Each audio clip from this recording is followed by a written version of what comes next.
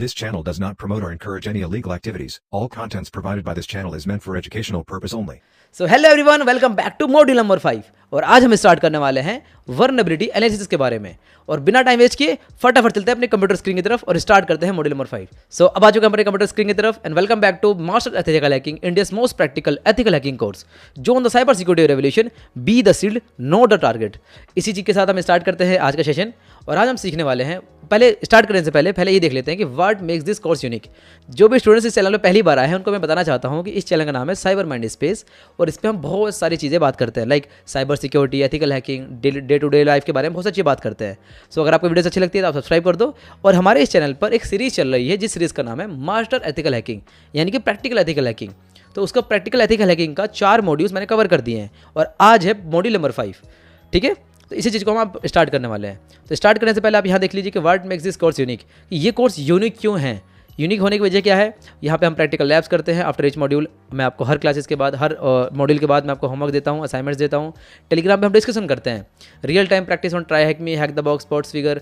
ठीक है, weekly live क्यों नहीं करते हम लोग, ऑप्शनल वाया टेलीग्राम या फिर यूट्यूब के थ्रू। हम हमेशा हर हफ्ते लाइक संडे के दिन मैं आपको हमेशा लाइव आता हूँ। आप जाकर देख सकते हैं मेरे यूट्यूब चैनल पर कि मैं कंसिस्टेंटली 2-3 हफ्ते से लाइव हूँ। ठीक है, मैं आपको हर क्लासेस के बाद नोट्स दे देता हूँ, चीट शीट, टूल्स, सारी चीज़ें मैं टेलीग्राम में शेयर करता रहता हूँ। ठीक है, करियर की गाइडेंस, रिज्यूमे में हेल्प करूँगा आपको। ठीक है, doubt clearing via comments and telegrams, no flop, only real ethical hacking and many more. ठीक है गाइज, तो चलिए स्टार्ट करते हैं। And what you will learn today, आप इतने क्या क्या चीज़ें सीखोगे आप आज के इस मॉड्यूल नंबर 5 में। आप काफ़ी सारी चीज़ें सीखने वाले हो एंड काफ़ी सारी चीज़ें मैं आपको प्रैक्टिकली करके दिखाने वाला हूँ। तो आराम से पेन को भी लेकर बैठ जाओ और हम स्टार्ट करते हैं। ठीक है, तो देखिए सबसे जो पहला टॉपिक हम पढ़ेंगे वो है हमारा vulnerability assessment versus penetration testing. ठीक है, तो आप ये सारे टॉपिक्स देख लीजिए एक बार, उसके बाद हम आगे स्टार्ट करते हैं। अब देखिए जो सबसे पहला टॉपिक है हमारा वो है हमारा vulnerability assessment versus penetration testing. अब इसके बीच में डिफरेंस क्या है, पहले तो जान लेते हैं कि वर्नेबिलिटी असेसमेंट कहते किसे हैं। चलिए इसके बारे में देखते हैं अब। तो vulnerability assessment is a systematic approach to identify, keywords पे ध्यान देना बिल्कुल, कि vulnerability assessment is a systematic approach to identify, classify and prioritise potential security weaknesses in a system या फिर एप्लीकेशन और अ नेटवर्क। राइट, अब इसका मतलब समझाता हूँ होता क्या है। कि लेट अस सपोज कि आपने किसी सिस्टम पे, किसी टारगेट के ऊपर, किसी वेबसाइट के ऊपर, किसी नेटवर्क के अंदर आपने कोई वर्नेबिलिटी फाइंड करी। वर्नेबिलिटी का मतलब क्या होता है कि सिक्योरिटी वीकनेसेस। ठीक है, यानी कि आप बोल सकते हैं कमियाँ, आपने वहाँ पे कमियाँ फाइंड करी। उन कमियों को जब आप फाइंड करते हो, उनको देखते हो, उनको एनालाइज करते हो और उनको एक कैटेगरी बनाते हो, उनको एक नंबर देते हो, इन सारी चीज़ों को क्या बोलते हैं, वर्नेबिलिटी असेसमेंट। समझते रहना बिल्कुल ध्यान से, बहुत सारे एग्जाम्पल्स दूंगा इसलिए बिल्कुल अच्छे से समझते रहना। ठीक है, it aims to find known vulnerabilities without actively exploiting them. तो हम इसको एक्सप्लोइट नहीं करते हैं। सबसे जो बड़ा डिफरेंस है वर्नेबिलिटी असेसमेंट और पेनिट्रेशन टेस्टिंग के बीच में, और वो ये है कि हम पेनिट्रेशन टेस्टिंग के अंदर उसी वर्नेबिलिटी को एक्सप्लोइट करते हैं, लेकिन वर्नेबिलिटी असेसमेंट के अंदर हम सिर्फ उसके बारे में रिपोर्ट बनाते हैं, हम उसके बारे में सीखते हैं, उसको क्लासीफाई करते हैं, उसको आइडेंटिफाई करते हैं। ठीक है, तो providing a broad overview of the security posture. While penetration testing किसे कहते हैं, on the other hand goes a step further by actively attempting to exploit those vulnerabilities, यानी कि उसको एक्सप्लोइट कर रहे हैं, जो भी हमें कमियां हैं उस कमियों को एक्सप्लोइट कर रहे हैं। ठीक है, to access the real world impact, तो हम देखने के लिए कि भैया इससे क्या क्या इंपैक्ट हो सकता है। ठीक है, it stimulate an cyber attack. ठीक है, to identify how deep an attacker can penetrate into the network. अब मान लीजिए कि मुझे किसी वेबसाइट के अंदर, किसी एप्लीकेशन के अंदर कोई बग्स मिला। अगर उस बग्स को मैं सिंपली फाइंड कर रहा हूँ, क्लासीफाई कर रहा हूँ, आइडेंटिफाई कर रहा हूँ, प्रायोरिटाइज कर रहा हूँ कि वो कितना ज़्यादा भयंकर है या फिर कितना ज़्यादा वो क्या नाम है, कितना ज़्यादा सीवियर केस है, कितना ज़्यादा क्रिटिकल बग है। अगर मैं उसको क्लासीफाई कर रहा हूँ, आइडेंटिफाई कर रहा हूँ, तो वो हो जाएगा वर्नेबिलिटी असेसमेंट। लेकिन अगर मैं उसको एक्सप्लोइट करना चाहता हूँ, मैं उसके अंदर पेनिट्रेशन टेस्टिंग करना चाहता हूँ, और जब ये देखना चाहता हूँ कि उस बग के थ्रू, उस बग को एक्सप्लोइट करके कितना ज़्यादा क्रिटिकल हम लोग वो डाटा ब्रीच कर सकते हैं, देन हम उसको बोलेंगे पेनिट्रेशन टेस्टिंग। यहाँ तक क्लियर है? तो मैंने यहाँ पे एग्जांपल दे रखा है, लाइक कि vulnerability assessment is like cheating और checking if all the doors of and windows of your houses are locked. कि मान लीजिए कि वर्नेबिलिटी असेसमेंट एक तरीके का, ऐसा समझ लीजिए, एग्जांपल दे रहा हूँ डेली लाइफ के एग्जांपल्स, कि मान लीजिए कि घर के दरवाजे और आपके घर की खिड़कियाँ, इन सबको आप चेक कर रहे हो कि लॉक है कि नहीं है, और सिक्योरिटी कैमरास को आप चेक कर रहे हो। ठीक है, अलार्म जितने भी लगे हुए हैं वो सारे प्रॉपर्ली काम कर रहे हैं कि नहीं कर रहे हैं। तो बेसिकली एक सेफ्टी ऑडिट, समझ पा रहे हो आप, सेफ्टी ऑडिट करते हो तो इसको बोलेंगे हम वर्नेबिलिटी असेसमेंट। लेकिन पेन टेस्टिंग का मतलब होता है कि आपने किसी एक प्रोफेशनल चोर को हायर कर लिया ये देखने के लिए कि भाई जाके तुम इसको हैक करो। समझ पा रहे हो, ये चीज़ बताना चाह रहा हूँ मैं आप लोगों को। ठीक है, लाइक आस्किंग योर कजिन, भाई ज़रा देख के आ कि मैं सच में सेव हुआ कि नहीं। समझ पा रहे हो? बहुत ही बढ़िया एग्जांपल है कि भाई आपने किसी घर के अंदर जाके चेक करो, अच्छा यहाँ पे कैमरा सही है, यहाँ पे दरवाजे सही हैं, खिड़कियाँ अच्छे से लोग हैं, सारे अलार्म सेट हैं, लेकिन आप एक चोर को हायर करते हो कि भाई जाके देख, अगर कोई कमी होगी ना तो उस कमी को अंदर घुसाइयो, उस कमी को एक्सप्लॉइट कर लियो। ये होता है बेसिकली डिफरेंस। ठीक है, तो आई होप आप लोगों को समझ में आ गया होगा। तो अब बात करते हैं पर्पस की। ठीक है, तो vulnerability assessment focuses on breadth identifying as many vulnerabilities as possible without causing disruptions. मतलब इसे हम कुछ नुकसान नहीं करते हैं, हम जितनी ज़्यादा हो सके वर्नेबिलिटीज़ को फाइंड करेंगे, उसको फिक्स करने की कोशिश करेंगे, लेकिन हम उसको एक्सप्लॉइट नहीं करेंगे, उससे कुछ नुकसान नहीं करेंगे। While pentesting focuses on depth attempting real exploitation to see if those vulnerability can lead to critical data breaches. ये समझो, ये वाला कीवर्ड इंपॉर्टेंट है कि if those vulnerabilities can lead to critical data breaches, ये इंपॉर्टेंट है और मैंने आपको समझा भी दिया इसका क्या मतलब है। तो प्रैक्टिकल कैसे करते हैं इसका? तो use Nmap to scan your local network for open ports potential vulnerabilities, follow it up Metasploit to attempt actual exploitation and understand the impact. ठीक है, तो कैसे कैसे करना है इसका मैंने एग्जांपल भी दे रखा है। VA is like checking your phone has a screen protector in case, while pentesting is like throwing it from the 100th floor to see if actually survives. ठीक है, तो ये एग्जांपल से आप समझ सकते हो, हर टॉपिक के नीचे कोई ना कोई एक एग्जांपल ऐसे मैं देता हूँ जिसके थ्रू आप पढ़कर ये पता कर सकते हो कि एक्जैक्टली उसका मतलब क्या है। क्योंकि अगर हम सिर्फ और सिर्फ साइबर सिक्योरिटी के टर्म में उन चीज़ों को पढ़ेंगे तो हमें समझ में नहीं आएगा। वी विल नॉट अंडरस्टैंड कि अगर सिर्फ और सिर्फ मैं अगर आपको सिर्फ साइबर सिक्योरिटी के टर्म्स में दूँ, इसलिए आपको डेली लाइफ या फिर रियल लाइफ एग्जांपल देना ज़रूरी होता है ताकि आप अच्छे समझ पाओ। क्लियर है यहाँ तक? तो इसको करते कैसे हैं, तो हम लोग वर्नेबिलिटी फाइंड करते कैसे हैं, तो उसके लिए क्या करना होता है, उसके लिए देखो हम प्रैक्टिकल कैसे करते हैं। तो वर्नेबिलिटीज़ को फाइंड करने के लिए बहुत सारे टूल्स आते हैं मार्केट के अंदर। उनमें से बहुत सारे टूल्स ऐसे हैं जो ऑटोमेटिक टूल्स है, ऑटोमेटेड टूल्स। सिंपली आपको अपना आईपी एड्रेस डालना है और वो आपको पूरे पूरे वर्नेबिलिटीज़ फाइंड करके दे देंगी। सोचो कितना बेहतरीन है। कुछ टूल्स ऐसे हैं जिनके अंदर मैनुअली आप काम करोगे। तो इसको स्कैन करने के लिए, जो वर्नेबिलिटीज़ को फाइंड करने के लिए एक टूल का हम सीखते हैं, लाइक एनमैप। मैंने आपको पिछले लेक्चर्स के अंदर बता रखा होगा कि एनमैप को कैसे यूज़ करते हैं, तो उसके थ्रू हम वर्नेबिलिटीज़ को कैसे फाइंड करेंगे, चलिए देखते हैं। ठीक है, तो सबसे पहले हम चलते हैं अपने कंप्यूटर स्क्रीन की तरफ और स्टार्ट करते हैं देखना कि किस तरीके से कर सकते हैं। तो आप लोग यहाँ पे देख सकते हो एक बार। ठीक है, मैं इसको फुल स्क्रीन पे कर देता हूँ। तो बहुत सारे रिजल्ट्स मैंने पहले से निकाल रखे हैं। तो मैंने यहाँ पर मान लीजिए कमांड लिखता हूँ मैं, अगर nmap -sv, ठीक है, -sv। sv का बेसिकली मतलब होता क्या है, अब बिल्कुल ध्यान से मेरी बात को सुनने की कोशिश करना, क्योंकि हम बिल्कुल प्रैक्टिकल और थोड़ा एडवांस सीखने जा रहे हैं। तो nmap मैंने लिखा और nmap के आगे मैंने लिखा है -sv। तो मैंने एक स्विच लगाया है जिस स्विच का नाम है -sv।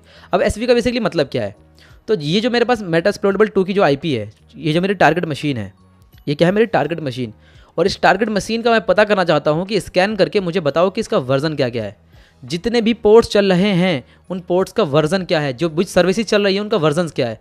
तो आप लोग देख सकते हो कि, और मैंने इसके लास्ट में लिखा है -T4। T4 का मतलब क्या है कि इसका स्पीड बढ़ा दिया मैंने, भाई जल्दी से आगे रिजल्ट दो। ठीक है, अब देखते हैं कि इसका एनमैप का जो रिपोर्ट है वो क्या निकल कर आया है। तो यहाँ पे आप देखिए कि पोर्ट नंबर 21 पे है open FTP files transfer protocol, FTP open है, लेकिन जो वर्जन है वो है VSFTPD 2.3.4, राइट, आप लोग देख सकते हो। लेकिन अब मैं आपको बताना चाहता हूँ कि मान लीजिए कि यह FTP का जो ये वाला वर्जन है VSFTPD 2.3.4, क्या पता कि ये वर्नेबल हो, समझ पा रहे हो, क्या पता कि ये वर्नेबल हो। ठीक है, port number 22 SSH open SSH 4.7P1 Debian Ubuntu, क्या पता कि ये भी वर्नेबल हो। अगर ये वर्नेबल है और इनके अंदर अगर वर्नेबिलिटी है तो हम फाइंड कर सकते हैं। तो देखो दो तरीके हैं वर्नेबिलिटी फाइंड करने के, या तो आप खुद पे खुद एक्सप्लोइट करके देखो, या फिर आप जो यहाँ पर वर्नेबिलिटी है, मान लीजिए जो वर्जन है, इस वर्जन को आप सर्च करो। कहाँ सर्च करो? गूगल के ऊपर, किसी सर्च इंजन के पास जाकर सर्च करो और पता करो कि क्या ये वर्नेबल है कि नहीं है। ठीक है, अगर ये वर्नेबल हुआ, अगर ये इसकी कभी कोई रिपोर्ट आई होगी, अगर इसको कभी किसी ने एक्सप्लोइट किया होगा तो उसने बता रखा होगा। ठीक है, अभी देखते रहना ध्यान से, आगे देखते हैं। तो अब यहाँ पे देखिए, इसके बाद हम बात करते हैं नीचे। देखिए कितने सारे हमारे पास प्रोटोकॉल्स आ रखे हैं, देखिए कितने सारे पोर्ट्स हैं। 3306 पे MySQL है, MySQL का 5.0, देखो कितने सारी चीज़ें आ चुकी हैं।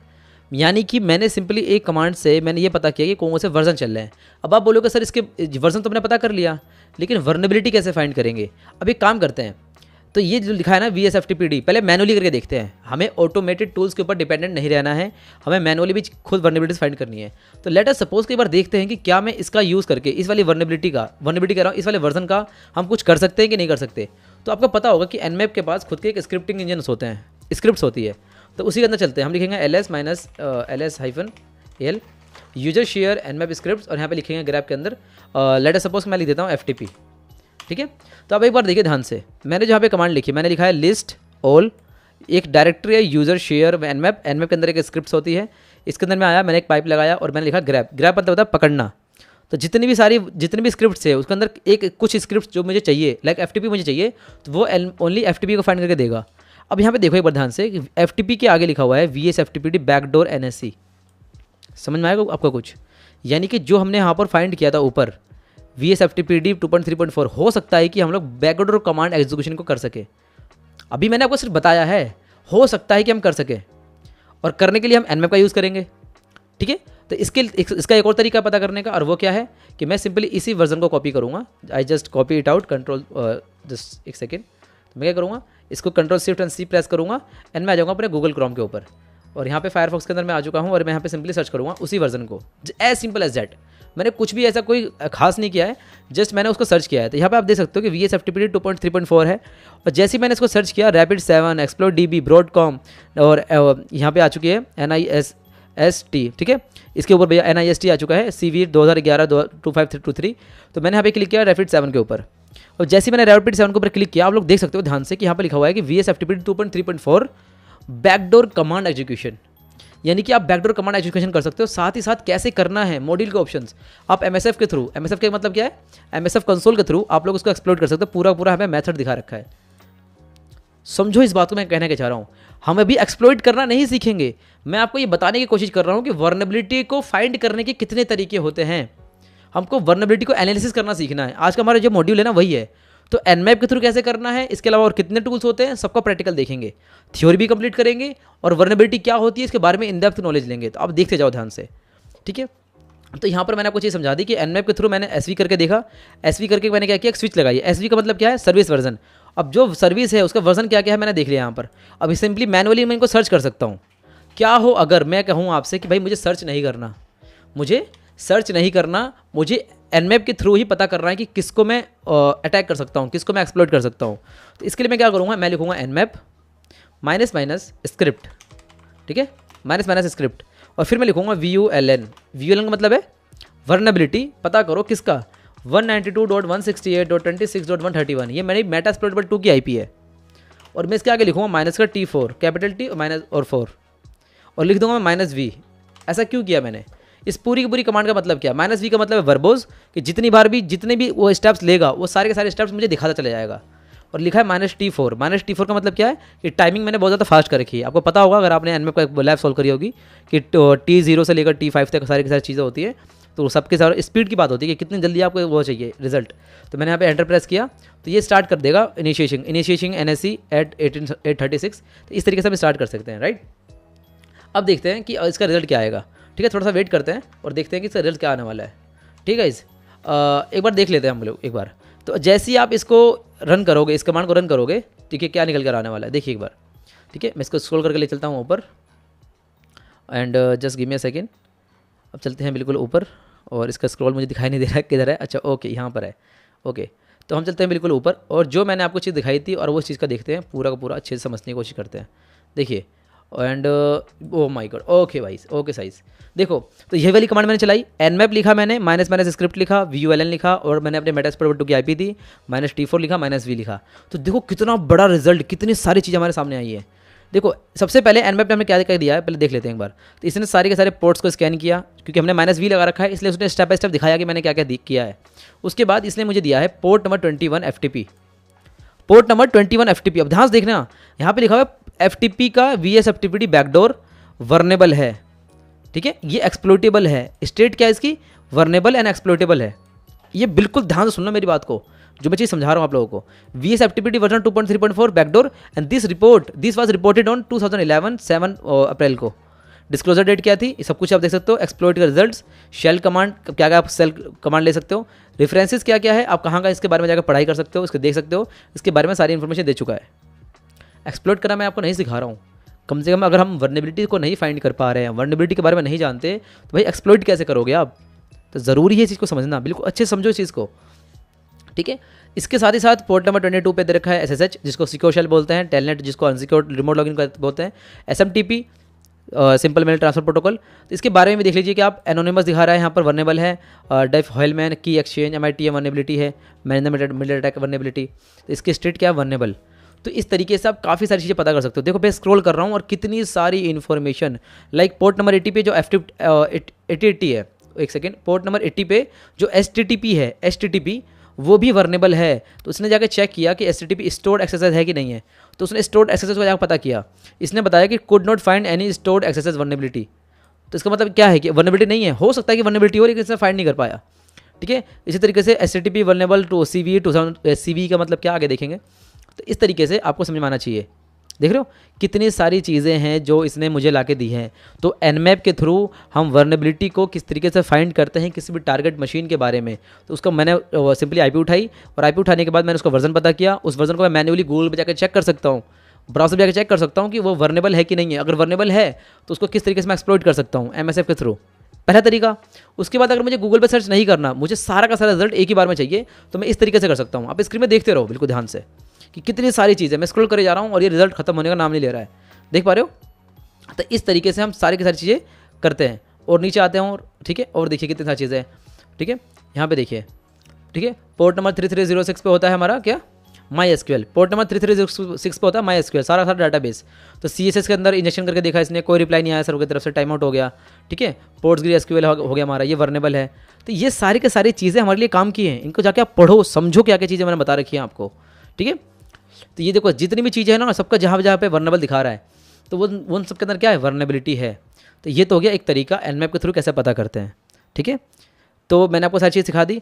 अब इसके अलावा आपको डाउट आ रहा होगा कि भाई ये जो आपने बताया है ना, तो देखो एक चीज़ और बताता हूँ मैं आपको, ls-al लिखता हूँ और मैंने क्या किया, इसकी स्क्रिप्ट दिखाता हूँ आपको। Nmap के अंदर जो स्क्रिप्ट्स होती है ना, उनका भी यूज़ करते हैं हम लोग कभी कभार इनोमरेशन करने के लिए। लाइक आप यहाँ पे देख सकते हो कितनी सारी स्क्रिप्ट्स है, NSE, कितनी सारी स्क्रिप्टिंग इंजन्स देख रहे हो। अब इनमें से आपको अगर फाइंड करना है तो आप क्या करोगे, वही वाली कमांड लिखोगे आप सिंपली, और इसके आगे सिंपली एक पाइप बनाओगे, लिखोगे ग्रैब, और कोई भी अगर आपको प्रोटोकॉल हो, लाइक फॉर एग्जांपल कोई भी प्रोटोकॉल हो, मैंने यहाँ पे लिखा ग्रैब। ठीक है, और मैंने लिख दिया SSH। तो SSH के थ्रू जितनी भी चीज़ें हैं, लाइक मान लीजिए कि SSH का ब्रूट NSE है, ब्रूट NSE, तो ब्रूट फोर्स कर सकता हूँ मैं, एनिमरेशन कर सकता हूँ, काफ़ी सारी चीज़ें कर सकता हूँ। तो मैंने अगर लिखा है SSH, ठीक है, SSH अगर मैंने लिखा है और brute.NSE को मैं कर लेता हूँ कॉपी। अब मुझे मान लीजिए ब्रूट फोर्स करना है, मुझे SSH के थ्रू लॉगिन करना है, तो मैं क्या करूँगा, मैं लिखूँगा यहाँ पे Nmap -स्क्रिप्ट, इसके आगे मैं उसको लिख दूंगा जो भी मैंने NSE की जो स्क्रिप्ट है उसको लिख दिया मैंने, IP एड्रेस दे दूंगा मैं। ठीक है, 168.26.131 ओके, एंड मैंने क्या किया, एंटर प्रेस कर दिया। तो ये क्या करेगा, ये स्टार्ट कर देगा, ट्राई करना स्टार्ट कर देगा, ब्रूट फोर्स करना स्टार्ट कर देगा। तो मैं आपको ब्रूट फोर्स करना नहीं सिखा रहा हूँ, मेरा मकसद ये नहीं है, मैं आपको बताने की कोशिश कर रहा हूँ कि स्क्रिप्ट्स का भी यूज़ होता है इन सब चीज़ों के लिए। ठीक है, देख लो इसने स्टार्ट कर दिया है अटैक करना। ठीक है, फिलहाल मैं इसको कैंसिल कर देते हैं। ठीक है, आप लोग ये खुद करके देख सकते हो। अब चलते हैं अपने उसी मॉड्यूल की तरफ जहाँ पे हम पहले थे। ओके गाइज, तो मैंने आपको दिखा दिया, तो follow it up Metasploit to attempt actual exploitation, मैंने आपको दिखाया कैसे कैसे एक्सप्लॉइट कर सकते हैं। एनालॉजी मैंने आपको दिखा दिया पूरा पढ़ा के। ठीक है, तो Nmap के थ्रू कैसे करते हैं। सो अब बात करते हैं टॉपिक नंबर 2, जिसका नाम है वर्नेबिलिटी स्कैनिंग वर्कफ्लो के बारे में। ये वर्कफ्लो बेसिकली होता क्या है, चलिए देखते हैं। A vulnerability scanning workflow is a structure process that helps identify security weaknesses across systems, networks and applications. It typically involves following steps. क्या क्या स्टेप्स हैं, सबसे जो पहला स्टेप होता है वो होता है डिस्कवरी करने का। डिस्कवरी करने का बेसिकली मतलब क्या है, आइडेंटिफाई करना all the assets in your environment, like including servers, and points या फिर IoT devices like internet of things. ठीक है, एंड क्लाउड इंस्टेंसेस। जो सेकंड स्टेप होता है वो होता है हमारा scanning, using automated tools to detect known vulnerabilities and misconfiguration. अब ऑटोमेटेड टूल कौन कौन से आते हैं इसके बारे में हम बात करेंगे, बहुत ही बेहतरीन टूल है, इसके बारे में आगे देखेंगे कैसे कैसे कर सकते हैं। लेकिन जो थर्ड स्टेप आता है वो होता है एनालिसिस करने का, कि validating the findings to eliminate false positives and prioritise critical issues. मतलब कि जब आप स्कैनिंग करोगे, जैसे कि अभी हमने Nmap के थ्रू जो हमने स्कैनिंग करी और जो वर्नेबिलिटीज हमने फाइंड करी, उन्हीं वर्नेबिलिटीज को कैटेगराइज करना कि कौन सी ज़्यादा क्रिटिकल है और कौन सी बिल्कुल लो क्रिटिकल है। राइट, समझ पा रहे हो, किससे ज़्यादा इंपैक्ट पड़ सकता है एक्सप्लॉइट करने के बाद, किससे कम इंपैक्ट पड़ सकता है, उनको कैटेगराइज करना, उनको एनालाइज करना, ये सारा कब पार्ट आता है, पॉइंट नंबर 3 पे, स्टेप नंबर 3 पे एनालिसिस का। जब ये पूरी की पूरी आप रिपोर्ट बना लेते हो, जब सारा का सारा आप काम कर लेते हो, तब आप लास्ट में जो काम करते हो वो होता है reporting, documenting the identified vulnerabilities, there potential impact and remediation steps. तो जब आप एक रिपोर्ट बनाते हो जिसके अंदर लिखा रहता है कि सीवियरिटी, सबसे ऊपर आएगा क्रिटिकल। अभी मैं आपको दिखाऊंगा कि रिपोर्ट बनाते कैसे हैं एग्जैक्टली, एक क्लिक के अंदर मैं आपको रिपोर्ट बनाना सिखाऊंगा, उनका रेमिडिएशन कैसे करते हैं, पोटेंशियल इंपैक्ट क्या होता है, सारी चीज़ सीखने वाले हैं। ठीक है, तो एग्जांपल आपको मैंने नीचे लिख रखा है कि vulnerability scanning is like checking in your fridge for expired food. First you identify all the items like discovery, then you smell और check the expiration dates like scanning, through out the bad stuff analysis, and finally make a list for roommate to stop buying 6 month old pizza, यानी कि reporting. समझ पा रहे हो कितना अच्छा example दिया है मैंने। इस एग्जाम्पल के थ्रू आप चारों को चारों स्टेप्स पढ़ सकते हो और समझ सकते हो। इस तरीके का कंटेंट मैं आपको देने की कोशिश करता हूँ। अब बात करते हैं आगे प्रैक्टिकल की। तो use tools like Nmap, OpenVAS, Nessus, Nikto to scan your network applications for vulnerabilities. तो बहुत सारे टूल्स आते हैं मार्केट के अंदर, जिनके अंदर सबसे पहले जो पहला टूल है एनमैप, जो कि मैंने आपको दिखा दिया। ओपनवास भी बहुत अच्छा टूल है। नेसस सबसे ज़्यादा जो फेमस टूल है वो है नेसस। तो नेसस का यूज़ करना हम सीखेंगे, ठीक है। Review the scan results, filter out positives and prioritise the high risk vulnerabilities for patching. Practical खुद से भी ट्राई करो, मैंने इसलिए लिख रखा है कि एनमैप मैंने सिखा दिया और हम सीखेंगे अब नेसस के बारे में। ओपनवास और निक्टो बहुत ही ज़्यादा सिंपल है, आप इसको जब चाहे आसानी से कर सकते हो, लेकिन नेसस को करना थोड़ा टफ है जब इसको इंस्टॉल करते हैं। तो पहले देखते हैं कि इसको इंस्टॉल कैसे करना है, ठीक है। तो एक काम करते हैं, हम चलते हैं अपनी स्क्रीन की तरफ और स्टार्ट करते हैं। एंड मैं चलता हूँ आपको लेकर अपने कालीनेस के अंदर। ओके, सो अब हम जब अपने कालीनेस के अंदर मैं इसको लॉगिन कर लेता हूँ क्योंकि लॉग आउट हो जाता है, ठीक है। तो हम आएंगे अपने फायरफॉक्स के अंदर और फायरफॉक्स के अंदर आने के बाद आपको जाना है एक वेबसाइट पे, जिस वेबसाइट का नाम है tnable.com। और वहाँ पे जाने के बाद आपको ये कुछ इस तरह का इंटरफेस दिखाई देगा, ठीक है। देखो मैं आपको बता रहा हूँ सिंपली, सबसे जो पहला काम है आपको यहाँ पे लिखना है नेसस और एंटर प्रेस करना है बस। तो नेसस का वल्नरेबिलिटी स्कैनर नाम से आपको एक वेबसाइट दिख जाएगी, ठीक है। यहाँ पे लिखा है tnable नाम की वेबसाइट है। तो जो यहाँ पे लिखा हुआ है ना नेसस एसेंशियल्स, तो इसके ऊपर आप क्लिक करना है। जब आप इसके ऊपर क्लिक करोगे तब आपके सामने कुछ ऐसी विंडो ओपन होकर आएगी जहाँ पे अपना नाम डालोगे और लास्ट नेम डालोगे और ईमेल आईडी डालोगे। जैसे ही आप मेल डालोगे आपको कुछ इस तरह का इंटरफेस दिखाई देगा। डाउनलोड का आपके पास एक पेज खुल के आएगा।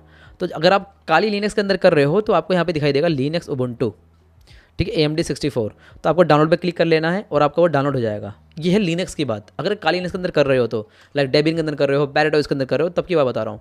लेकिन अगर आप अपने विंडोज़ के अंदर कर रहे हो तो भी सेम स्टेप्स रहेंगे, बस यहाँ पे आके उसको आप चेंज कर सकते हो, EXE फाइल वगैरह बना सकते हो, ठीक है। वहाँ पे आपको दिखा देगा, वो बाय डिफॉल्ट आपका कैप्चर कर लेता है कि आप कहाँ काम कर रहे हो, ठीक है। इतना कर लोगे।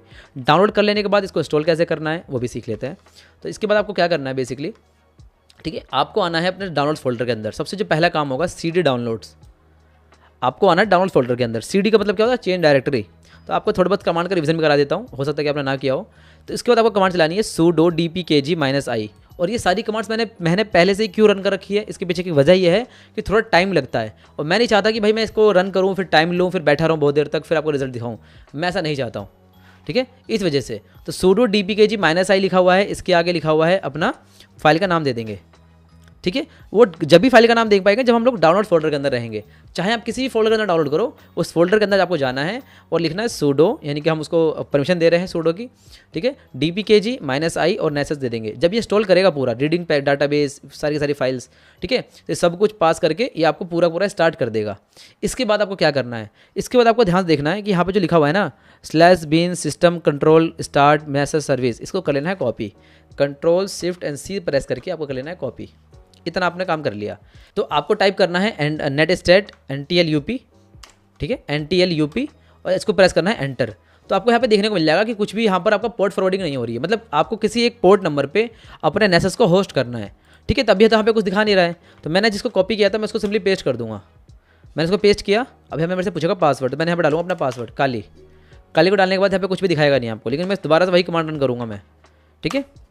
उसको मैंने रन किया तो आपको यहाँ पे देखने को मिलेगा कि पोर्ट नंबर 8834 पे कुछ सर्विसेज चल रही है, यानी उसका नाम नहीं दिखा रहा है, प्रोग्राम का नेम नहीं दिखा रहा है। लेकिन अगर आपको पोर्ट नंबर 8834 दिखाई दे गया तो समझ जाओ कि आपको वो सर्विस स्टार्ट हो चुकी है। तब क्या करोगे आप, तब आओगे आप नेसस की वेबसाइट पे, सॉरी नेसस की वेबसाइट पे कह रहा हूँ, अपने क्रोम पे आओगे और क्रोम पे आने के बाद अपने फायरफॉक्स के अंदर आने के बाद आपको लिखना है HTTPS, ठीक है। और इसके बाद आप लिखोगे हैशटैग, ठीक है, देखते रहना ध्यान से, देख मैं क्या कर रहा हूँ, HTTPS// आप लिखोगे अपना IP, ठीक है, 192.168.126.130, इतना आपने लिखा। इसके बाद डबल कोड देके आप लिखोगे 8834। इतना आपको काम करना है बस। समझ पा रहे मैं कहने के जा रहा हूँ, इतना काम आपको करना है। जब आप इतना काम कर लोगे तो आपको कुछ इस तरह का इंटरफेस दिखाई देगा। सॉरी मैंने यहाँ पे ये लिखना भूल गया, कोड लगाना भूल गया, ठीक है। HTTP के आगे हम लगाएंगे कोड, ठीक है, ऐसे एंटर प्रेस करेंगे और ये देखिए हमारे यहाँ पे स्टार्ट हो जाएगी सर्विस। कौन सी सर्विस स्टार्ट होगी, हमारा जो नेसस है वो स्टार्ट हो जाएगा। तो नेसस स्टार्ट होने के बाद कुछ इस तरह का कनेक्शन दिखाएगा हमें, ठीक है। फिलहाल अभी टाइम ले रहा है, कोई बात नहीं, तो मैं इस वाले टाइप को कट कर देता हूँ। मैं आपको स्टेप्स बता रहा हूँ कि किस तरीके से करना है, ठीक है गाइज। अब देखते रहो, यहाँ पे दिखा रहे हैं एस्टेब्लिशिंग कनेक्शन, कर लेते हैं एक बार कि ये इसको किस तरीके से हम करना है। ठीक है, थोड़ा सा टाइम लेगा, इसको पहले कंप्लीट कर लेते हैं, फिर मैं आता हूँ आपको स्क्रीन पे। तो अब देखो ये फाइनली हमारा सेटअप हो चुका है। देखिए जैसे आप उसको लॉगिन करोगे ना, यहाँ पे जब भी आप यूआरएल के अंदर वो टाइप करोगे तो आपको कुछ 10-15 मिनट 20 मिनट आपके इंटरनेट के ऊपर डिपेंड करता है कि कितना टाइम ले रहा है। तो भाई मेरा तो 1 घंटा लिया था टोटल, कालियंस के अंदर बहुत टाइम ले गया था। ठीक है, तो आप क्या करोगे, तो जैसे ही आपका ये सेटअप आएगा आपको कुछ इस तरह का इंटरफेस देखने को मिलेगा। ठीक है, इसके अंदर आप क्या कर सकते हो, यहाँ पे आपको क्लिक करना है न्यू स्कैन के ऊपर। ठीक है, न्यूज़ स्कैन के बाद आपको देखो कितने सारे ऑप्शंस आ चुके हैं। Host discovery, ping only discovery, basic network scan, credential validation, advance scan, advance dynamic scan, malware scan, Nessus, mobile device scan. तो काफ़ी सारी चीज़ें आपको यहाँ पर देखने को मिल रही है। ठीक है, तो यहाँ तक तो आपको चीज़ें समझ में आ चुकी होंगी, लेकिन ज़रूरी क्या है, हमारे लिए क्या काम का है वो देख लेते हैं एक बार। तो हमें कहाँ क्लिक करना है, हम वो एक बार देख लेते हैं। तो मैंने यहाँ पे क्लिक किया न्यू स्कैन के ऊपर, और यहाँ पे मैं क्लिक करूँगा बेसिक नेटवर्क स्कैन, क्योंकि हम बिल्कुल बेसिक स्कैन करेंगे। तो मैंने यहाँ पे नाम दे दिया, मान लीजिए कि MSF7। ठीक है, मान लीजिए MSF2 दे दिया मैंने। ठीक है, MSF2 यानी कि मेटा एक्सप्लोरेबल 2 दे दिया मैंने। ठीक है, और इसका डिस्क्रिप्शन लिख सकता हूँ मैं, माई स्कैन का नाम दे सकता हूँ, कौन सा फोल्डर है, इसके साथ साथ मैं टारगेट का IP एड्रेस भी दे सकता हूँ। अगर मैं यहाँ पे टारगेट का IP एड्रेस दूंगा, और वो टारगेट का IP एड्रेस क्या होगा बताइए। तो मेरे सामने यहाँ पर आपको दिखाई दे रहा होगा, एक सेकंड में आपको दिखाता हूँ कि मैंने यहाँ पर अपना मेटा एक्सप्लोरेबल 2 को स्टार्ट कर रखा है, मेटा एक्सप्लोरेबल 2, साथ ही साथ विंडोज़ को 7 को मैंने स्टार्ट कर रखा है। तो मैं इन दोनों की IP को दूंगा, किन को दूंगा, दोनों की IP को अलग अलग तरीके से। तो जब मैं इनको दूंगा तो ये कुछ इस तरह का इंटरफेस दिखाई देगा, और आपको यहाँ पे आके स्टार्ट पे क्लिक करना है। यहाँ पे एक बटन बना आएगा स्टार्ट का बटन पे क्लिक करना है। ठीक है, यहाँ पे पॉज का बटन बना आएगा। तो ये कुछ टाइम लेगा और आपको ये स्कैन करके दे देगा। तो मैंने यहाँ पे पहले से स्कैन कर रखा है ताकि टाइम बच जाए हमारा। ठीक है, लेकिन बहुत सिंपल तरीका है, नेसेस को यूज़ करना बहुत सिंपल है, बस इंस्टॉल करना है, इसको थोड़ा टफ पार्ट हो जाता है। ठीक है, कालिनेस के अंदर कुछ भी नहीं करना है, sudo dpkg-i नेसेस लिखोगे, एंटर प्रेस करोगे, लास्ट में कमांड दिखाई देगी /bin systemctl। ठीक है, स्टार्ट नेसेस सर्विस, उसको कॉपी कर लोगे, वापस पेस्ट करोगे, नहीं चलेगा तो netstat ntl up करोगे, एंटर प्रेस करोगे, पोर्ट नंबर दिखाई दे जाएगा, गूगल पे आके अपने फायरफॉक्स पे आके पूरा URL लिख दोगे, एज सिंपल एज दैट, कुछ नहीं करना है। तो मैंने यहाँ पे क्लिक किया है MSF। तो मतलब कि मैंने जो मेटा एक्सप्लोरेबल 2 की IP है, मैंने उसको पहले से ही एक बार स्कैनिंग कर रखी है, उसको भाई स्कैन करके और मुझे बताओ। ठीक है, तो ये देखो ये एक ऑटोमेटेड टूल है, मैंने कुछ भी नहीं किया, मैंने जस्ट अपना एक IP एड्रेस को यहाँ पेस्ट किया और इसने मुझे बता दिया कि कौन कौन सी वर्नेबिलिटीज़ हैं। तो आप यहाँ पे देखो एक बार, अगर मैं यहाँ पे क्लिक करता हूँ क्रिटिकल के ऊपर, तो देख लो कि क्रिटिकल नाम से 4 वर्नेबिलिटीज़ हैं। ठीक है, तो आप देख लो यहाँ पे क्रिटिकल नाम से 4 वर्नेबिलिटीज़ हैं। ठीक है, like unreal, CD backdoor detection, Debian, OpenSSH, canonical Ubuntu, ठीक है, VNC सर्वर पासवर्ड, कितनी सारी चीज़ें हैं। ठीक है, अपाचे टॉमकैट, तो सबको इसने अपने अलग अलग तरीके से इसने बना के दिखा रखा है कि कौन सा क्रिटिकल है, कौन सा लो है, कौन सा हाई है, सारी की सारी चीज़ें इन्फॉर्मेशन इसके बारे में आप पढ़ सकते हो। तो ये तो मेरी बात हो गई किसके बारे में, मेरे मेटा एक्सप्लोरेबल 2 के बारे में। मैंने उसको स्कैन करने के बाद मैंने उसकी वर्नेबिलिटीज़ फाइंड कर ली। इसके साथ ही साथ अगर मैं फाइंड करना चाहता हूँ विंडोज 7 के बारे में, क्योंकि जो मेरा विंडोज 7 मैंने इसके अंदर इंस्टॉल कर रखा है, इसका IP एड्रेस है 196.168.26.132। अगर मुझे इसको स्कैन करना है तो मैं सिंपली वापस आऊँगा, कैसे करूँगा दोबारा दिखा देता हूँ। ठीक है, तो मैं यहाँ पे आऊँगा, न्यू स्कैन पे क्लिक करूँगा और वापस बेसिक नेटवर्क स्कैन, और यहाँ पे मैं अपना IP दे दूँगा, उसका लिख दूँगा विंडोज 7, बस एज सिंपल एज दैट, और कुछ भी नहीं करना है गाइस। ठीक है, तो अब क्या कर सकते हैं, जैसे मैंने क्लिक किया विंडोज 7 के ऊपर, विंडोज 7 के ऊपर क्लिक करने के बाद आपको देख सकते हो यहाँ पे लिखा है 2 और ये लिखा है 1 और 29। जैसे मैंने 2 पे क्लिक किया तो ये बता रहा है कि 2 वर्नेबिलिटीज़ ऐसी हैं जो बिल्कुल क्रिटिकल हैं, क्रिटिकल वर्नेबिलिटीज़ हैं। यहाँ पे लिखा है CVSS, VPR, XEPS, इस सब के बारे में बताऊँगा क्या होता है। ठीक है, फिलहाल आप इतना समझो जो मैं समझाने की कोशिश कर रहा हूँ। ठीक है, अब देखते हैं, यहाँ पे देखो एक पूरा ग्राफ बना चुका है। ओके, अब देखिए एक और चीज़ सबसे ज़रूरी, कि अगर मैं चाहूँ तो एक रिपोर्ट भी बना सकता हूँ। अगर मैं रिपोर्ट बनाने की कोशिश करूँगा तो मैं रिपोर्ट कैसे बनाऊँगा, मैं यहाँ पे क्लिक करूँगा रिपोर्ट, और मैं यहाँ पे क्लिक करूँगा जनरेट रिपोर्ट। तो मैंने अभी आपको बताया ना कि सबसे पहले हम डिस्कवरी करते हैं, स्कैनिंग करते हैं, उसके बाद बताओ जाके खुद देखो क्या करते हैं, फिर लास्ट में क्या करते हैं हम लोग, रिपोर्टिंग करते हैं। ठीक है, तो यहाँ पर देखो PDF लिखा हुआ है, तो PDF में मैं क्लिक करके जनरेट रिपोर्ट पे क्लिक करूँगा और यहाँ पे क्लिक करूँगा विंडोज 7 पे, मतलब रिपोर्ट पे क्लिक करने के बाद एक PDF ओपन होकर जाएगी। तो मैंने यहाँ पे स्टार्ट कर लिया। देखो ये PDF किस तरह का दिखाई देगा आपको, यहाँ पे देखिए एक बार, टिनेबल नेसेस नाम से PDF बनकर आएगी, विंडोज 7 रिपोर्ट जनरेटेड बाय टिनेबल नेसेस, उसके बाद वर्नेबिलिटी बाय होस्ट, इसका IP एड्रेस दिखाई दे रहा है। उसके बाद कौन कौन सी वर्नेबिलिटीज़ मुझे मिली हैं, उसने पूरा का पूरा अच्छे ग्राफ के अंदर सारी की सारी वर्नेबिलिटीज़ यहाँ पे देख लिए, वर्नेबिलिटीज़, उनका सीवियरिटी, उनका CVSS स्कोर, ये सब के बारे में बताऊँगा क्या होता है, ये हाई वर्नेबिलिटी है। ठीक है, CVE स्कोर क्या होता है, सबके बारे में बताऊंगा। लेकिन फिलहाल आप इतना समझो कि सीवियरिटी जो हमारा ये हाई पे है, तो इसका जो नंबर मिला हुआ है ना 7.3 मिला हुआ है। इसके थ्रू इसका नहीं भी बता रखा है, Microsoft Windows LAN manager, SNMP LAN man services disclosure. ठीक है, SNMP, ठीक है, सिंपल नेटवर्क, बताओ इसके बारे में, बताओ इसका फुल फॉर्म बताओ। लास्ट क्लास में मैंने बता रखा है कि SNMP को न्यूमरेट कैसे करते हैं, इसका फुल फॉर्म कमेंट सेक्शन में लिख के बताओ भाई क्या होता है। ठीक है, डिवाइस टाइप, ठीक है, तो काफ़ी सारी चीज़ें मैं यहाँ पे देख सकता हूँ यानी कि वर्नेबिलिटीज़ को फाइंड करना मैंने यहाँ से सीख सकता हूँ। एनएसएस क्या है? बेसिकली एक ऑटोमेटेड टूल है, मैंने अपना सिंपली आईपी एड्रेस पेस्ट किया और मुझे मिल चुका है। राइट गाइज, तो इतना हमने कर लिया। तो अब चलते हैं वापस अपने मॉड्यूल की तरफ और स्टार्ट करते हैं आगे का चीज़। ठीक है, सो अब बात करते हैं हम लोग टॉपिक नंबर 3, जिसका नाम है वर्नेबिलिटी डाटाबेसेस, जिसके अंदर हम बात करेंगे सीवीई के बारे में, एनवीडी के बारे में एंड एक्सप्लॉइट डीबी के बारे में। ठीक है, तो चलिए आगे चलते हैं और समझने की कोशिश करते हैं कि वर्नेबिलिटी डाटाबेस बेसिकली होते क्या है।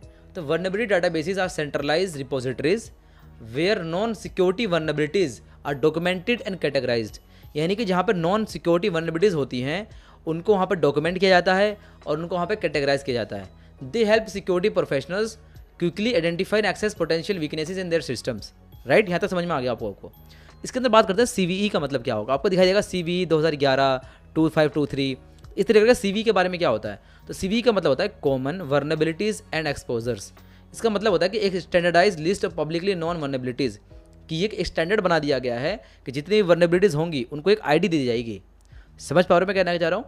It is like a global phone book for security flows. मान लीजिए कि एक ग्लोबल फोन बुक है, मान लीजिए कि वर्नेबिलिटी का नोटबुक है। जैसे आप अपने स्कूल के अंदर जाते हो तो आपको अटेंडेंस रजिस्टर दिखाई देता है, उसमें सारे स्टूडेंट्स के नाम होते हैं, प्रेजेंट कौन है, एब्सेंट कौन है। उसी तरीके से एक मान लीजिए रजिस्टर है जिस पर लिखा हुआ है कि वर्नेबिलिटी कौन कौन सी है, उनका नाम, उनका आईडी, उनका डेट ऑफ डिस्कवरी, उनका डिस्क्लोजर डेट, सारी चीज़ लिखी रहती हैं।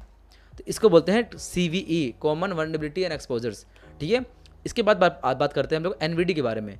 एनवीडी का मतलब होता है नेशनल वर्नेबिलिटी डाटाबेस। अब इसके नाम से पता चल रहा है कि नेशनल वर्नेबिलिटी का database, simple an extension of CVE, इसका एक्सटेंशन है ये, मेंटेन बाय एनआईएसटी। एक कौन मेंटेन करता है इसको? एनआईएसटी मेंटेन करता है, विच प्रोवाइड डिटेल इन्फॉर्मेशन। ये डाटा डिटेल इन्फॉर्मेशन देता है हमें किसके बारे में? ईच सीवीई के बारे में। समझना मेरी बात ध्यान से। सीवी का मतलब समझ में आ गया कि एग्जैक्टली सीवी का मतलब है कॉमन वर्नेबिलिटी एक्सपोजर, लेकिन उसको डाटा को डाटाबेस के अंदर कहाँ स्टोर्ड है? वो स्टोर्ड है एनवीडी के अंदर, जो कि हैंडल करता है एनआईएसटी।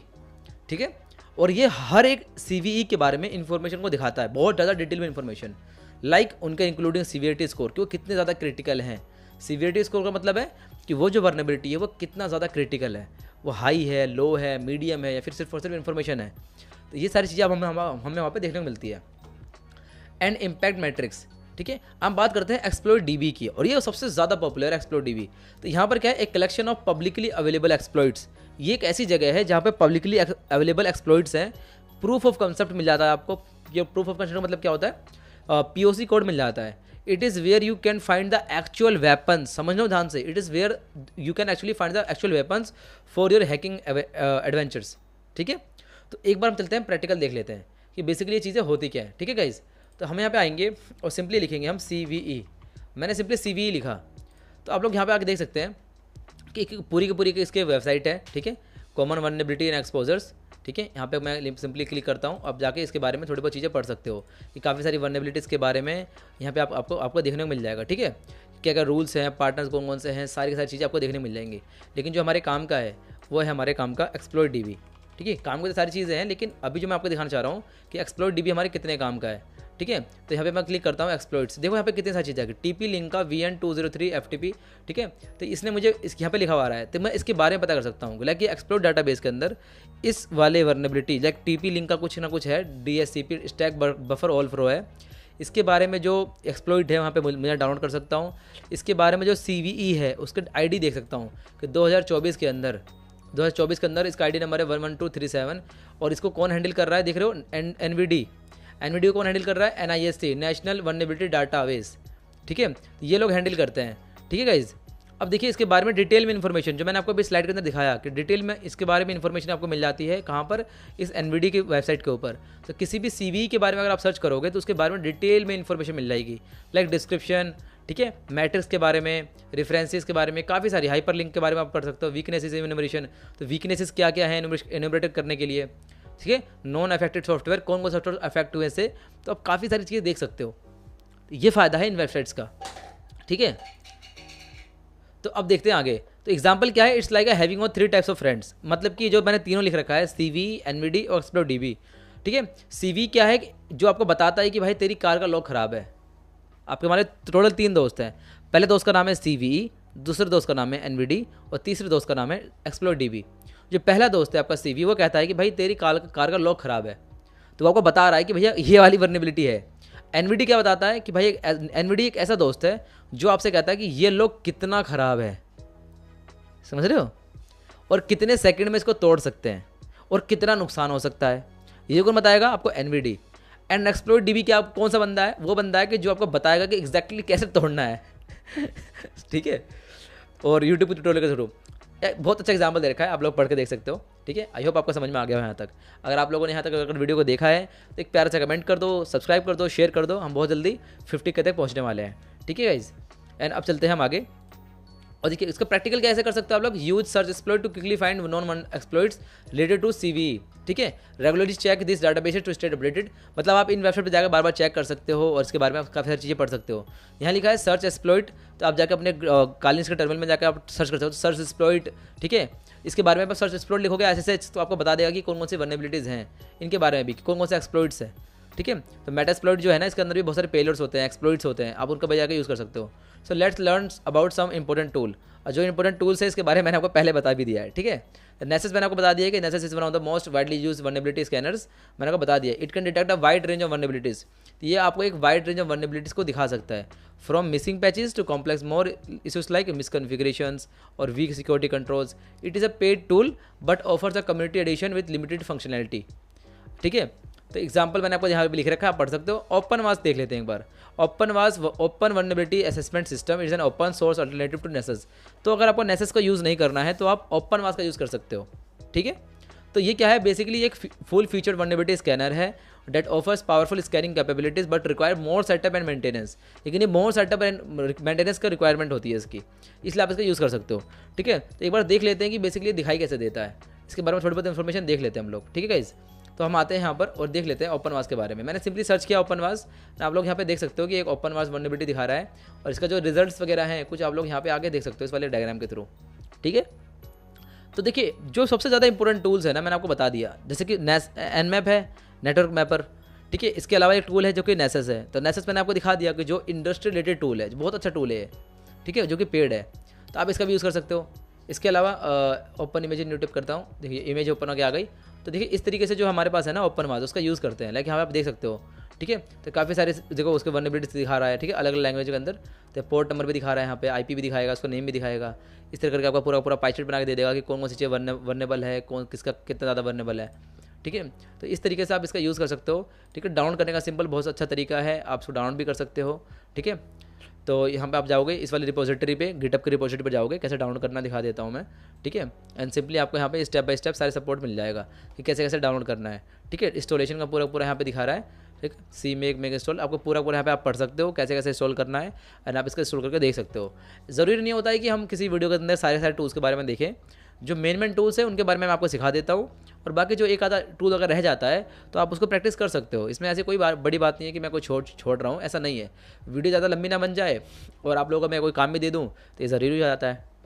ठीक है मेरे दोस्तों, ठीक है, तो अब क्या करते हैं हम लोग, अब चलते हैं हम आगे और समझने की कोशिश करते हैं।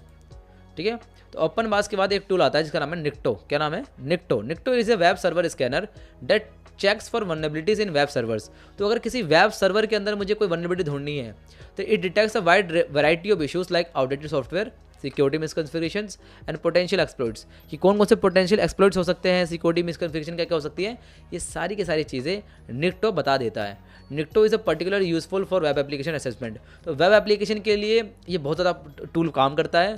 तो आने वाली जब कुछ क्लासेस के अंदर जब मैं आप लोगों को मॉड्यूल नंबर कुछ पढ़ाऊंगा भी दिखाऊंगा जिसमें हम वेब एप्लीकेशंस को हैक करना सीखेंगे, तब मैं आप लोगों को इस टूल के बारे में ज़्यादा डिटेल बताऊंगा कैसे कैसे यूज़ कर सकते हैं। ठीक है, तो इसके बारे में मैं अब फिलहाल अभी आपको दिखा देता हूँ कि दिखता कैसे है और आप कैसे इसका यूज़ कर सकते हो। ठीक है, तो आपको आना है इस वाली वेबसाइट के ऊपर, गिटहब का जो है लिंक दे रखा है, तो इसको मैं लिंक को टेलीग्राम की पे शेयर कर दूंगा या फिर आप डिस्क्रिप्शन में जाकर देख सकते हो। तो बिल्कुल बेसिक है यार, यहाँ पे देख सकते हो आप। गिटहब पे जाओगे, निक्टो लिखोगे और सिंपली आपको ये वाली कमांड कॉपी करनी है। सिंपली ये वाली कमांड कॉपी करनी है, जाके अपने लिनक्स टर्मिनल में पेस्ट कर देना बस, और एंटर प्रेस करना है, आपका एक काम हो जाएगा, ये स्टार्ट हो जाएगा। ठीक है, तो इस तरीके से आप लोग अपना निक्टो को यूज़ कर सकते हो गाइस। ठीक है, ये तरीका होता है यूज़ करने का, बहुत सिंपल तरीका है। ऐसा नहीं है कि कोई बहुत ही ज़्यादा खतरनाक टूल है कि जिसको हम चला नहीं सकते हैं। सर आप बता दीजिए कैसे इंस्टॉल करना है। भाई आपके सामने मैं बता रहा हूँ बार बार कि देखिए इस टूल का क्या ही करना है आप लोगों को। सिंपली आपको यहाँ पे आना है, यहाँ पे क्लिक करना है और कॉपी पेस्ट कर देना है, एज सिंपल एज दैट। आप यूज़ कर सकते हो। ठीक है गाइस, तो टाइम वेस्ट करने से अच्छा है कि आप लोग भी थोड़ा बहुत इस चीज़ को देखो। मेरा काम है आपको गाइड करना, प्रैक्टिकल दिखाना। तो एनमेप के थ्रू मैंने आपको दिखा दिया कैसे कैसे चीज़ें करनी है, और साथ ही साथ मैंने आपको नेसेस के थ्रू दिखा दिया। ठीक है, तो इस पूरे के पूरे इसके अंदर ज़्यादा चीज़ें थी नहीं। ठीक है, तो थोड़ा प्रैक्टिकल भी था, थोड़ा थ्योरी भी था, प्रैक्टिकल था। तो प्रैक्टिकल मैंने आपको दिखाया नेसेस के थ्रू, निक्टो के थ्रू आप कर सकते हो, ओपनमास के थ्रू आप कर सकते हो। नेक्सपोज भी एक और टूल है। ठीक है, रन नेक्सपोज ऑन नोकर नेटवर्क। ठीक है, इसका भी आप यूज़ कर सकते हो। सिंपली कुछ नहीं करना, जब भी कोई आपको टूल यूज़ करना है, देखो मैं आपको एक और काम देने जा रहा हूँ, ध्यान सुनते रहना क्लास को। ठीक है, तो चलते हैं पहले मॉड्यूल नंबर 5 के ऊपर, तो चलते हैं हम लोग टॉपिक नंबर 5 के ऊपर। Let's learn about manual vulnerability mapping. तो मैनुअली कैसे कर सकते हो आप लोग? मैनुअल वल्नरेबिलिटी मैपिंग का मतलब होता है कि identifying vulnerabilities through hands on inspection, कि आप खुद ही पता कर रहे हो, आप किसी ऑटोमेटेड टूल के ऊपर डिपेंडेंट नहीं हो। ठीक है, तो it is more human driven approach. ठीक है, तो प्रोसेस क्या होता है कि रिकॉग्निशंस करना। तो अगर आप लोगों को मैनुअली किसी वल्नरेबिलिटी के बारे में पता करना है, किसी टारगेट के बारे में, देन आपके पास कुछ स्टेप्स होते हैं जिनको आपको फॉलो करना होता है। सबसे जो पहला स्टेप है वो है reconnaissance. What do mean by reconnaissance? Reconnaissance का मतलब होता है gather information about system such as architecture क्या है उसका, सर्विसेज कौन सी चल रही हैं, सॉफ्टवेयर का वर्जन क्या है, एंड कॉन्फ़िगरेशंस। और ये कैसे पता करोगे आप? एनमैप के थ्रू, ज़ेनमैप के थ्रू। ठीक है, तो exploration, use tools like Nmap, Netcat और Burp Suite to probe for open ports, services and weak spots. ठीक है, तो सबसे जो पहला स्टेप है वो है रिकॉग्निशंस, कि आपको अगर रिकॉग्निशंस करना आता है then you good to go. ठीक है, आप क्या कर सकते हो? रिकॉग्निशंस कर सकते हो। ठीक है, इसके बाद आप क्या करोगे? आप एनमैप का यूज़ करोगे और आप पता करोगे कौन कौन से पोर्ट्स ओपन हैं, कौन कौन सी वल्नरेबिलिटीज़ हैं, उनको कैसे एक्सप्लॉइट करना है, इन सारी के सारे वर्जन्स कौन कौन से चल रहे हैं, सारी चीज़ें पता करोगे। जब ये आप कर लोगे तब आपका नेक्स्ट स्टेप आता है वल्नरेबिलिटी आइडेंटिफिकेशन। तो ये इसका क्या काम होता है? Manually check for common vulnerabilities like misconfiguration, weak password और अनपैच सॉफ्टवेयर। ये खुद ही आप मैनुअली करते हो, और उसके बाद आप पता करोगे रिस्क एनालिसिस क्या है, assess the risk of level identified vulnerabilities based on their potential impact and exploitability. तब आप क्या करते हो कि आप रिस्क एनालिसिस करते हो कि जो भी वल्नरेबिलिटी आपको मिली है ना, उससे कितना बड़ा इंपैक्ट हो सकता है, कितना ज़्यादा रिस्क हो सकता है। उसके बाद आप क्या करो? रेमेडिएशन, कि आपको सजेस्ट करोगे चेंजेस और fixes to address the vulnerabilities such as patching. आप पैचिंग के बारे में बता सकते हो, reconfiguring services and strengthening authentication. तो इस तरीके से आप सारे काम करते हो अगर अगर आपको मैनुअली सारा काम करना है तो।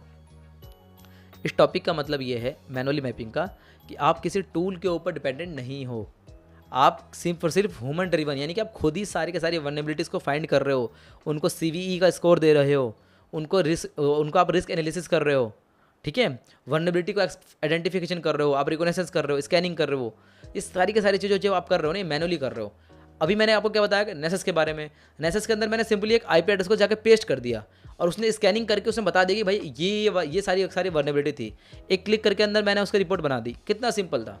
लेकिन अगर आपको मैनुअली करना है तो मैनुअल करने की बात अलग होती है। ठीक है गाइस, अब चलते हैं आगे।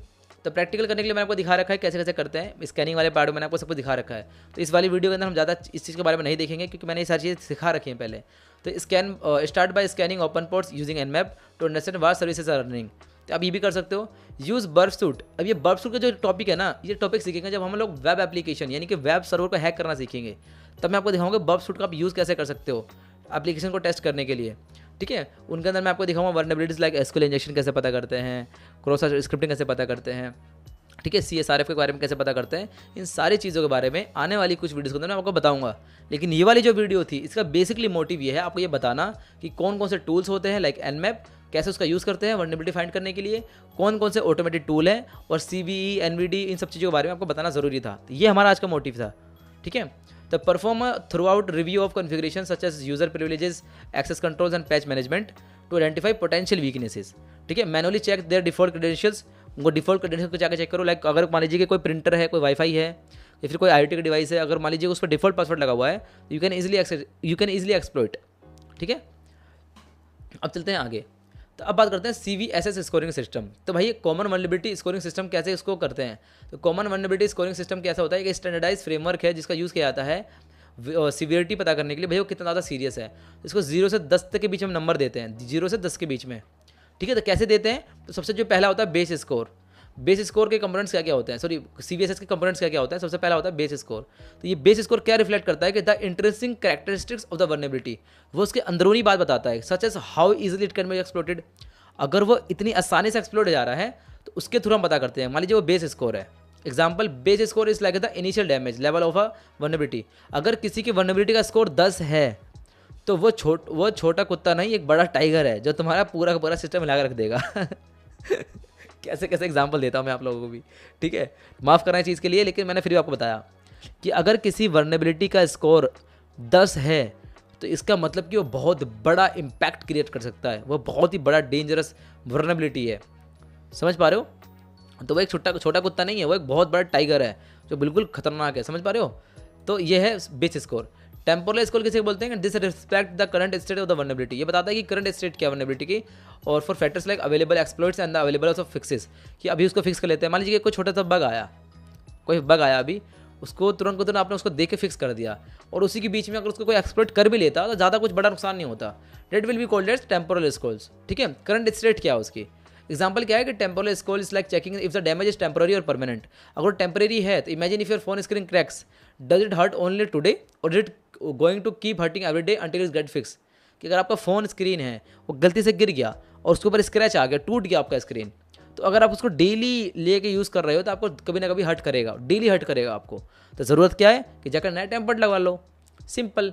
उसी तरीके से अगर कोई वल्नरेबिलिटी है जिसको हम वहाँ पर देख पा रहे हैं कि भैया उसका करंट स्टेट क्या है, समझ पा रहे हो करंट स्टेट क्या है, तो उसको हम बोलेंगे टेम्पोरल स्कोर। टेम्पोरल का मतलब है टेम्परेरी। एनवायरमेंटल स्कोर किसे कहते हैं? This reflect the impact of vulnerability in a specific environment considering factors like critically of affected systems और बिजनेस कॉन्टेक्स्ट। इसका एग्जाम्पल देखते हैं एक बार। Environmental score is like comparing two situations. One is your phone has a crack and use it only for texting.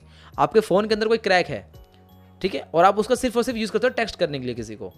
और दूसरा आपके पास कोई फ़ोन है, बिजनेस फ़ोन, जिसके अंदर आपका सारा का सारा डाटा है, तो the second phone case will be much worse. तो अगर आपका दूसरा वाला फ़ोन है अगर वो टूट गया तो भैया आपके लिए बहुत बड़ी दिक्कत हो जाएगी। तो उसी तरीके से एनवायरमेंटल स्कोर की बात होती है कि भैया मेरे पास बहुत बड़ी कंपनी है और काफ़ी सारी चीज़ें हैं उसके अंदर, लेकिन अगर मान लीजिए कि कोई ऐसा मैं अटैक बता पा रहा हूँ कि भैया आपके अंदर ना, आपका ये जो सर्वर है, आपका ये सब डोमेन है, इस सब डोमेन के अंदर मैंने इन्यूमरेट कर दिया, लेकिन उसको इन्यूमरेट करने के बाद मुझे वहाँ पर ज़्यादा मेरे को दिक्कत वाली बात नहीं है, मैं फिर भी वो सेकंड वाला फ़ोन जो एग्जांपल दे रहा हूँ, जो पहला वाला फ़ोन है जिसके अंदर मैं सिर्फ टेक्स्ट करने का काम करता हूँ, तो मुझे ज़्यादा दिक्कत नहीं है, मैंने टेक्स्ट किया और रख दिया, उसको मैं ठीक कर ही नहीं रहा हूँ क्योंकि उसमें क्रैक आ रखा है। लेकिन जो मेरा बिजनेस वाला फ़ोन है जिसके अंदर मेरे पास सबसे ज़्यादा सेंसिटिव इन्फॉर्मेशन है, अगर उसके अंदर क्रैक आया ना तो बहुत ज़्यादा बड़ी दिक्कत हो जाएगी। उसी तरीके से कंपनीज़ भी ऐसा करती हैं, ठीक है। तो हमें पता होना चाहिए एनवायरमेंटल स्कोर के बारे में, टेम्पोरल स्कोर के बारे में और बेस स्कोर के बारे में। तो आई होप आपको पता चल गया होगा। तो 0 से लेकर 3.9 तक इसको बोलते हैं low risk vulnerabilities that are not very critical and may not to be immediate action.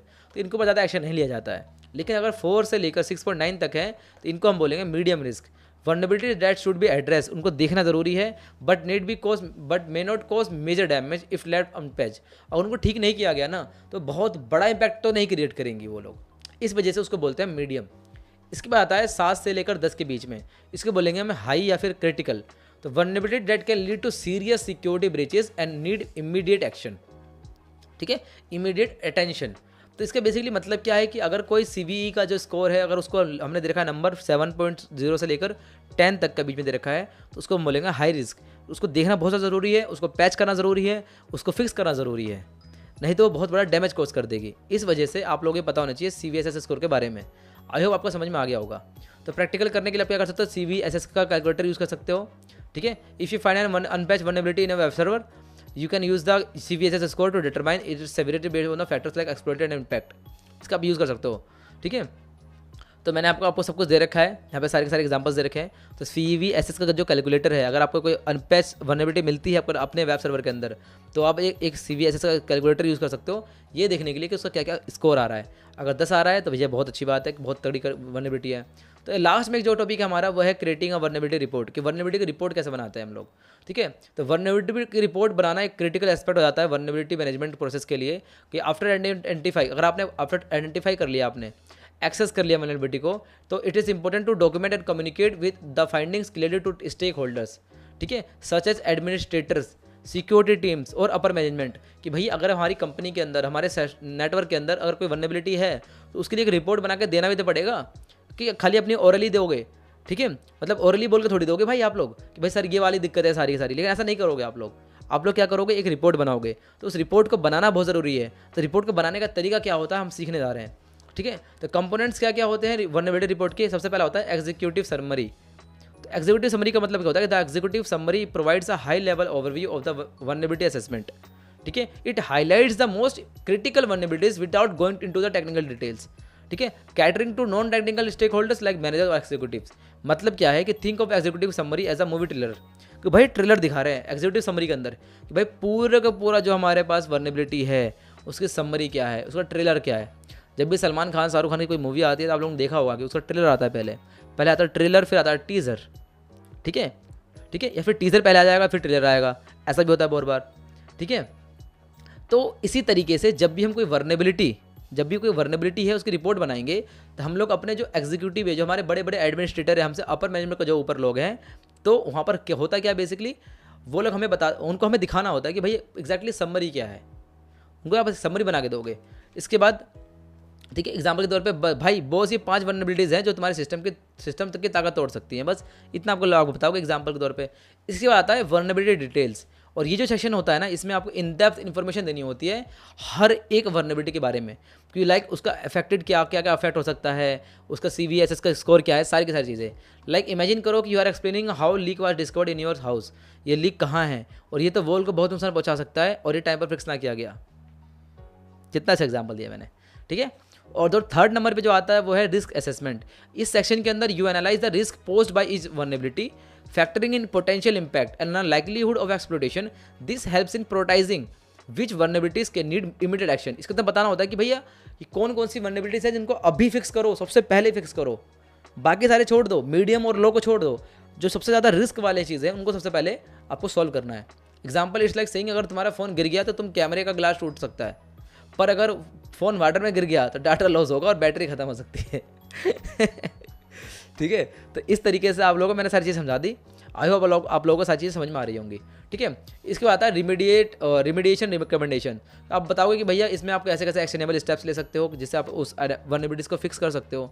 ठीक है, this could involve patching software, reconfiguring services and implementing additional security controls. Like तो एग्जाम्पल क्या है, इट्स लाइक टेलिंग समवन कि अगर तुमने एक झूठी प्रॉब्लम थी, ठीक है, तो तुम्हें पहले शूज़ बदल लेनी चाहिए। ठीक है, अब तुम्हें सफाई भी करनी पड़ेगी। समझ पा रहे हो? ठीक है, तो अब देखो जो पॉइंट नंबर 5 पे आता है वो है कंक्लूजन एंड नेक्स्ट स्टेप्स। ठीक है, this session wraps up the report by summarising the most critical issues by suggesting the path forward. It should also recommend periodic vulnerability scans and assessment to maintain robust security posture। तो last में आप क्या दे दोगे? Conclusion दे दोगे और आगे का बताओगे कि भाई कैसे कैसे सारी चीज़ें मूव करनी है। एग्जाम्पल क्या है इसका कि अगर तुमने ये सब कर लिया तो अब तुम्हारा सिस्टम को एक फोर्ट बन जाएगा, एक किला बना दोगे आप लोग। ठीक है, तो ये सारे तरीके होते हैं। टोटल 5 स्टेप्स हैं एक रिपोर्ट बनाने के लिए। एक वल्नरेबिलिटी की रिपोर्ट कैसे बनाई जाती है मैं आपको फिर से दिखा देता हूँ। ठीक है, कैसे कैसे करते हैं। तो एग्जीक्यूशन समरी होती है सबसे पहले। समरी के अंदर हम बताएंगे कि भैया ट्रेलर दिखाएंगे कि क्या क्या दिक्कतें हैं। ठीक है, और वल्नरेबिलिटी डिटेल्स के अंदर बताएंगे कि भाई कितने सारे डिटेल्स हैं। ठीक है, रिस्क असेसमेंट क्या है, इसके बाद हम देखेंगे रेमेडिएशन क्या है, इसका कंक्लूजन क्या है। ठीक है, अब चलते हैं प्रैक्टिकल के ऊपर। तो अब सारे स्टेप बाय लिख रखा है मैंने, आप जाकर इनका प्रैक्टिकल करके देख सकते हो। सारे के सारे वल्नरेबिलिटी को फाइंड करो स्कैन करके। Use the CVSS score to prioritize the vulnerability in your report. Okay, इसके बाद क्या करोगे? डॉक्यूमेंट करोगे ईच वल्नरेबिलिटी को with clear description, affected systems and risk levels. Provide list of recommendations along with the clear actionable steps for remediation. Provide a list of recommendation along with the clear actionable step for remediation. And step 5, compile the information into the final report, formatting using tools like Word, Excel or PowerPoint if a report generator in your vulnerability scanning tool। तो अब आप लोगों को करना क्या है कि जब आपने इस वीडियो को देखा तो इतना तो आपको पता चलेगा कि भाई वल्नरेबिलिटी फाइंड कैसे करनी है। अगर आपने वल्नरेबिलिटी को फाइंड करना सीख लिया Nmap के थ्रू, तो आप लोगों को एक रिपोर्ट बना के मुझे सेंड करना है टेलीग्राम के डिस्कशन ग्रुप के अंदर, या फिर मुझे आप पर्सनली सेंड कर सकते हो। तो टेलीग्राम का डिस्कशन ग्रुप का लिंक मैंने डिस्क्रिप्शन में दे रखा है। ठीक है, समझ पा रहे हो? उसी तरीके से अगर आपको मुझे पर्सनली सेंड करना है तो आप लोग लिखिए @cyber_mind_space। इतना आप लोग एंटर करोगे और टेलीग्राम पे ऊपर मेरी एक आईडी आ जाएगी, उस पर मुझे सेंड कर सकते हो। ठीक है, पर्सनली, ताकि मैं देख पाऊँ कि आप लोगों ने कैसी रिपोर्ट बनाई है। ठीक है गाइज, इतना आप लोग कर लोगे। बताइए, tools for reporting automatic tools आते हैं लाइक मैनी टूल्स लाइक नेसेस, मैंने आपको बना के दिखाया। ओपनवास के अंदर बना सकते हो, क्वाल्स के अंदर बना सकते हो। Build for reporting features. ठीक है, कस्टम रिपोर्ट बना सकते हो। You can use custom report templates और Excel sheets to customize your reporting vulnerability report, providing more detail information as required. ठीक है, तो इसके बारे में आप एग्जाम्पल पढ़ सकते हो, मैंने लिख रखा है। ठीक है, thank you so much guys इतना देखने के लिए। अब एक काम और करते हैं, जाने से पहले एक काम और करते हैं। ठीक है, तो मैं आप लोगों को एक काम देता हूँ। ठीक है, उस काम को कंप्लीट करके लेकर आना है आप लोगों को। ठीक है, ओके। तो आप लोग यहाँ पे देखो ध्यान से, बिल्कुल यहाँ पे ध्यान से देखो, मैंने यहाँ पे कुछ लैब्स के बारे में लिख रखा है। नेक्स्ट वीडियो जब ही आएगी, नेक्स्ट वीडियो जब ही आएगी जब आप लोगों ने ये सारी के सारे लैब सॉल्व कर रखे होंगे। ये बिल्कुल मिनिमम लैब्स है, 10 लैब दे रखी है मैंने। गूगल डॉर्किंग, ओसेंट, सर्चलाइट, कैप्सैक, ओसीमेंट, Nmap, Nmap live host discovery, active reconnaissance, package specific reconnaissance, cyber security, 1 learning path, search skill. इसके अलावा भी बहुत सारी लैब्स हैं जिनको आपको सॉल्व करना है, लेकिन फिलहाल मैं आप लोगों को ये वाली लैब दे रहा हूँ। भाई कम से कम इतने लैब तो सॉल्व करके लेकर आओ। अगर इतना आप लोगों ने सॉल्व कर लिया तो मैं कुछ और बता देता हूँ। लाइक यहाँ पे लिख सकते हो आप लोग, ठीक है, मैं यहाँ पे लिख देता हूँ। एंड इस पर देखिए मिस्टर रोबोट, मिस्टर रोबोट। इसके अलावा आप लिख सकते हो रूट मी, रूट मी, ठीक है। इसके बाद आपको करना है brute it, BRUT, brute it. तो मुझे काफ़ी सारे लैब्स के बारे में पता है। तो नेक्स्ट क्लास, नेक्स्ट मॉड्यूल जब ही आएगा जब आप लोग ये सारे के सारे लैब्स कंप्लीट करके लाओगे। ये सारी के सारे लैब्स का स्क्रीनशॉट ले लो, ठीक है। तो आपको ट्रैक में भी जाना है और सिंपली इस लैब को सर्च करना है, उसको सॉल्व करके आपको मेरे डिस्कशन ग्रुप के अंदर सेंड करना है या फिर मुझे पर्सनली सेंड करना है। और मैं हर एक स्टूडेंट का चेक करता हूँ मैन्युअली, भले मैं उसका रिप्लाई नहीं कर पा रहा टाइम की वजह से, लेकिन मैं उसको चेक ज़रूर करता हूँ। तो ये आप लोग के लिए अच्छी बात है, ठीक है गाइज़। इतना आप लोग कर लो और मैं मिलता हूँ आपको नेक्स्ट वीडियो में। और इतना देखने, अगर आप लोगों ने यहाँ तक वीडियो देखी है तो चैनल को सब्सक्राइब कर दो और इस वीडियो से आपने क्या सीखा वो बता देना, और वीडियो के अंदर क्या क्या इंप्रूवमेंट हो सकती थी ये भी बताना। और मैं मिलता हूँ आपको नेक्स्ट वीडियो में, तब तक के लिए टेक केयर, ठीक है। एंड अगर आपको वाईफाई हैकिंग वीडियो देखनी है तो आप लोग यहाँ पे क्लिक करके देख सकते हो। और मैं मिलता हूँ आपको नेक्स्ट वीडियो में, तब तक के लिए take care, bye, study, keep hustling, thank you.